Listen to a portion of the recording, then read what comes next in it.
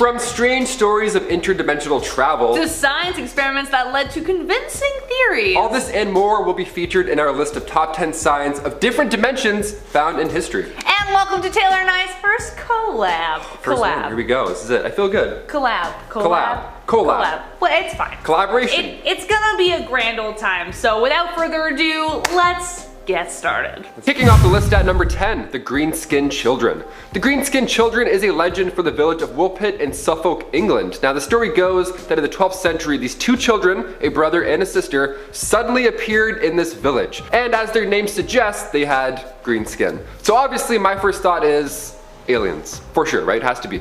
When the children were first found, they were acting all sketchy, they seemed nervous, and they were seemingly speaking gibberish. To be fair, they were discovered near a wolf pit, so that could explain the nerves, but also, they were green, so that's what we gotta talk about the most. After they were found, they were taken back to the home of Sir Richard de Callan, where he of course offered them food, water, and shelter, but they were all set. Yeah, they refused to eat. They were like, no thank you sir, trick nor treat, get out of here. The only thing they decided to eat over the next few days were green beans that they consumed straight out of the ground. Couple of green beans eating green beans, how cute. Now as the children lived with Richard over these years, he taught them how to speak, and once they had the English language down, they then told Richard that they're inhabitants of the land St. Martin, who is regarded with peculiar veneration in the country which gave us birth. That sounds like some alien shit right there. I don't even know what that means. That's like a haiku. And that they only vaguely remembered what happened before they arrived. That sure didn't help. They were with their father hearing the St. Edmund bells chiming, and then all of a sudden they were just teleported to this field in England. Early reports of parallel universes colliding? I think so. Number 9, Schrodinger's cat.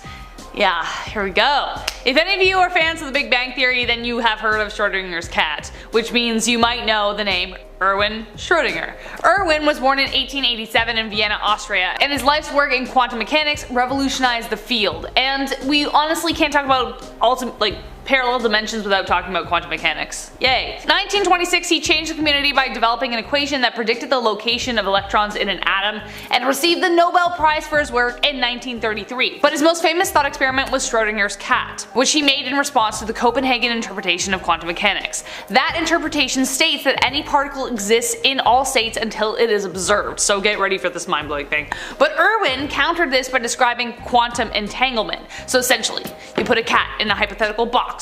With the cat is a radioactive atom and a radiation detector that triggers the release of cyanide gas, killing the cat. The cat is blocked from interfering with either. If the detector senses any decay of the atom, it triggers the gas release. So, if the atom doesn't deteriorate, then the cat is fine. Where it gets complicated is quantum mechanics states that because the cat, the detector, and the atom are entangled, the atom rests in a superposition of both deteriorating and not. Without measurement being taken, both realities exist until you open the box. But because we as humans are also made of matter that obeys the laws of quantum mechanics, when we open the box, we experience both of these realities but in two separate worlds. Hence, multiple dimensions. Number 8, the Count of Saint Germain. This next one here, this is why you don't, slap the Lord. Here's some advice. The Count of Saint Germain. Records have it that this man was born in the late 1600s, but rumor has it this is really Cartaphilus, the man who slapped Jesus while he was on his way to crucifixion. So he was on his way to his end and he's like, get out of here. Subsequently, he was cursed with immortality to atone for this sin. Over his long life, he's picked up many tricks and talents, taking on many different identities in the process. He also popped up in history a few times, but he's always the same age. He's always around 45 years old. He was known by other famous people as well. These reports weren't just passerbyers, they were people like Casanova or Madame Pompadour. So many accounts say he was born around the 1600s to the Prince of Transylvania back in 1690. But one of the most popular myths was of course that this man was alive when Jesus was turning water into wine. This guy sounds like Loki in disguise here on Earth. I don't know, I'm getting suspicious. His skill in alchemy sure supports the theory. And that's where the immortal theory also comes into play. He was trying to create what's called projection powder, and by using the Philosopher's Stone, yep, Spelliarmus for you, he could create an immortality elixir. Nice. Welcome to Hogwarts. This stone will make you immortal. Don't slap Jesus, break a leg. Number 7, the Antarctica experiment. I've done so many parallel universe videos by now. Man, but I've basically given myself a crash course on quantum mechanics, though I'm nothing close to it, guys. Seriously.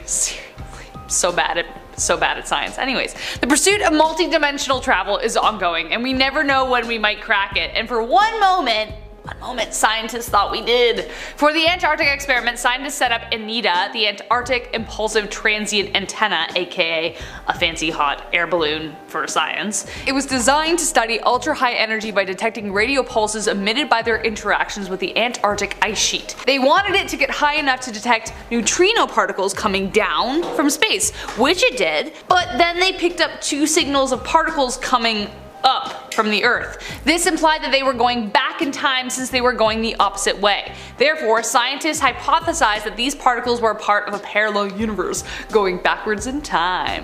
This study fell under a whole bunch of scrutiny, and many scientists deny that this is a concrete evidence that it was just a fluke, but you know, it's still there and they're still waiting. We know parallel universes are a real thing. We're just waiting still. Number 6. Caspar Hauser. Another commute through dimensions means another young boy just appearing in a town.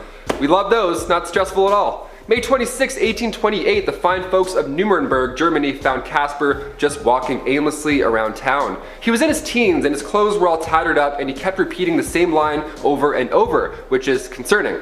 He kept repeating the fact that his father was a cavalry officer and that he hoped that he was okay. Of course he was taken to the police after this to see what's going on. He wrote his name down as Caspar Hauser, and as he got older he was able to share more details on this strange origin. He was apparently held captive when he was really young in a cell from this unknown person, but they fed him and gave him water, even toys to help pass the time. So this is pretty concerning. What a terrible origin this is. Now obviously they were going to send this kid back on his merry way, so the schoolmaster, George Dahmer, he adopted him. At first this kid couldn't read or write really at all, but only after just a few weeks he was extraordinarily good at both. Everybody in the town was also shocked. This mysterious boy, just even more mysterious now. Was he just lying to seem like a smarty pants, or was this kid from another dimension and you just didn't realize it? Sound off in the comments below. Number 5, Jofar Vorin. I know there have been a couple points throughout history where humanity has thought that they've discovered everything on Earth and then like, whoa! Someone new shows up and it's a whole thing and it's kind of crazy and we have some really rough history with that stuff. I'm pretty confident though by now with Google Maps and astronauts in space that we know where all the countries are. In this dimension at least. Because then there are cases like Jofar Vorin. Vorin spoke some kind of strange version of Germanic language and claimed to be from a place called Sacria. He said that Sacria was part of an entirely different continent separated by a massive expanse of water, and it was vastly different. He said that they had a Christian-like religion but had many differences. He got lost during a storm and his ship was destroyed, but the thing was he looked on the map of the world and he couldn't find his home. Perhaps that's because his world exists in an entirely different dimension, but I guess we will never know until we visit it one day. Number 4, the man from Torrid. You ever see your friend's fake ID and you're like, yeah, that's not gonna work, we're going home for sure.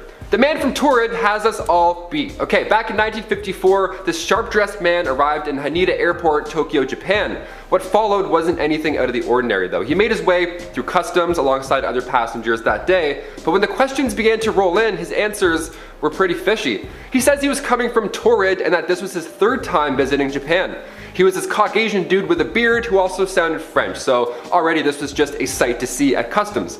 This country doesn't exist, obviously, so they pulled out a map and they're like, hey, point to where you're from, help us help you. Mr. French Beard Boy all of a sudden pointed to the border of France and Spain, saying that the country has been in existence for over 1,000 years. And they're looking at it like, no, it's not. He was actually confused why it said Andorra instead of Torrid. He was like, oh, is this an old map? No, you're from a different universe, get out of here. He had with him currency belonging to numerous countries, being a business guy and all, with a beardy boy. So they had him at this hotel until they could figure out what was going on. They had a tight watch on the hotel obviously as well, but overnight, he vanished. He was just gone. 2 guards watching the door didn't see or hear a thing. The last we saw of him was up high in a hotel, Sans balcony. Sounds like he figured out a way back to his own dimension where he can comfortably return to his home of the non-existent Torrid, where they watch hockey and have beards and drink beer, be French, you know. Number 3, Mandela effects. If Mandela effects aren't proof that parallel universes split every second of every day, then call me crazy. Put me in a rubber room. I'll probably have a good time. The Mandela effect is a weird phenomenon where a mass amount of people remember the same things but differently and incorrectly. Doctors believe that this is simply a case of how poor memory can be, that we all just have really bad memories. Like, I mean, to be fair, I don't remember what I had for breakfast like 2 days ago. That's pretty bad. that. But it was coined after a massive group of people remembered Nelson Mandela died while in prison in the 1980s, while he actually lived until 2013. Weird. Here are a couple more examples. Everyone remembers the Berenstain Bears were spelled with the E-I-N, but it's actually always been the Berenstain Bears. Second, Looney Tunes versus Looney Tunes. Looney Tunes spelled T-O-O-N-S, but it's actually spelled T-U-N-E-S, like iTunes. And recently, the one that blew my mind was the movie Shazam, where Sinbad played the genie. It doesn't exist! It doesn't exist! But there's pictures of him! Kazam does with Shaquille O'Neal, but I just don't understand. This bothers me so much. It is the one that plagues my mind. I wake up and it's the reason I have to drink coffee. Number 2, the Philadelphia Experiment. Perhaps one of the most unnerving urban legends of all has to be the 1943 Philadelphia Experiment. This World War II conspiracy theory takes place on the USS Eldridge, this destroyer-class ship, and they were conducting these experiments in order to gain power over naval warfare at the time. One of these experiments was to create this technology that makes the ship invisible on radar. That's an important note. On radar, it would be invisible. It's not the Wonder Woman jet, it doesn't just go blink and then they're gone. But when the generators were finally fired up, the hull apparently lit up with this green and blue light, and then the ship actually disappeared. It was gone. It was seen next at the naval shipyard in Virginia before the same thing happened again, then it appeared back in Philadelphia. This sounds intense as is, but when you hear about the crew that was on board at the time, it only gets worse. Some went mad after the dimensional dip, while others had body parts fused to the ship. Imagine finding your crewmate's arm in your pantry. You're like, Phil? It's Phil's arm! Oh my god, I thought he was off today. It's nuts. We're back at number 1 with the Higgs boson, or just CERN. CERN in general. CERN has a lot of interesting experiments happening behind those tightly closed doors. It would be any physicist's dream to work there, I'm sure. But what it is most famous for at the moment is the Large Hadron Collider, which discovered a revolutionary new particle called the Higgs boson, aka the God particle. The existence of the Higgs boson was first proposed in 1964 by Peter Higgs and Francois Englert. It is a particle that is associated with the Higgs field, a field that gives mass to other fundamental particles. I don't quite understand this, but essentially it's like what allows us to understand how things gain mass. This is a massive discovery and a terrifying one. According to the late Stephen Hawking, the Higgs boson could destroy the universe by triggering, and I quote, a catastrophic vacuum decay which would cause space and time to collapse and we would not have any warning to the dangers. Unquote. Not scary at all, but that's not the only thing that the LHC could do. When CERN first opened, Sergio Bertolucci did say that the LHC has the potential of opening up doors to other worlds for a, and I quote, very tiny lapse of time. Just enough time to send something through before it's shut again.